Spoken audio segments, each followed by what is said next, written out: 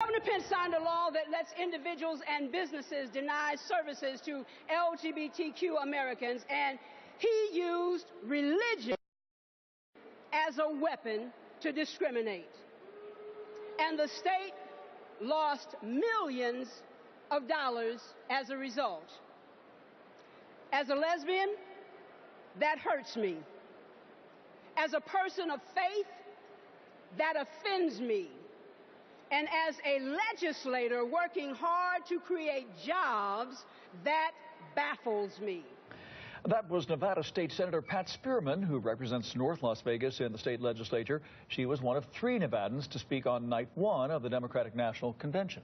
Our Patrick Walker spoke with her about her speech, which centered largely, as you heard there, on the LGBTQ community. Patrick? Yeah, got a very big stage for her as a lawmaker here, speaking out on the national stage last night. But Spearman is an Army veteran serving for nearly 3 decades before retiring as a lieutenant colonel. She was one of 2 openly gay Nevada state lawmakers when she was elected in 2012. Now she's one of 5.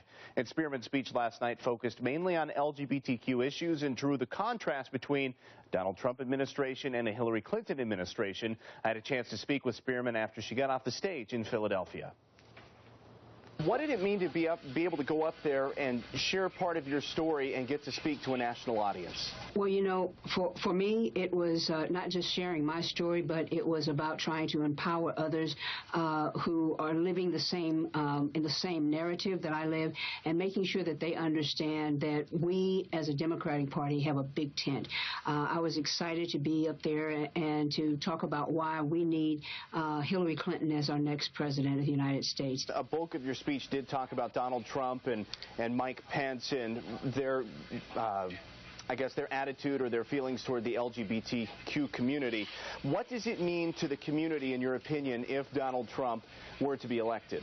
Were he to become president and Mike Pence to become vice president, my biggest fear is those heinous bathroom bills and the other bills that have come out of Indiana since Mike Pence has been governor. My fear is that it would roll back the clock and we would go back to the days when being a member of the LGBTQ community is just like having a scarlet letter. We cannot afford to have that to happen. Let's talk about here in Nevada. Of course, that was part of the conversation, bathroom bills up in Carson City during the legislature.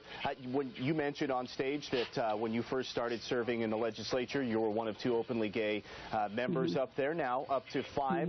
Tell me about the strides. Are we making strides here in Nevada? What's your perspective on that? I think we are making strides. I think we're making strides. You know, the first thing, when I ran out. I had worked very, very hard to repeal Don't Ask, Don't Tell, so everyone already knew my story.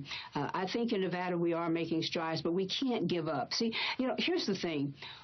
When we start moving forward, and we move forward in a manner that says we are embracing diversity, we celebrate diversity, when we move forward in a manner that says all of God's children are equal and have equal standing in his eyes, when we do those sorts of things, there are some who want to stop the clock.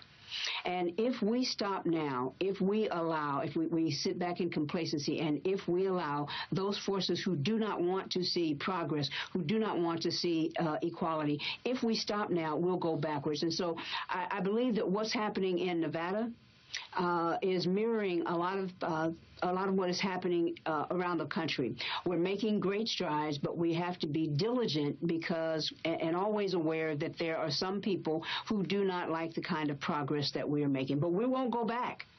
We will not go back. State Senator Pat Spearman, one of 3 Nevada speakers on day 1. Thank you so much.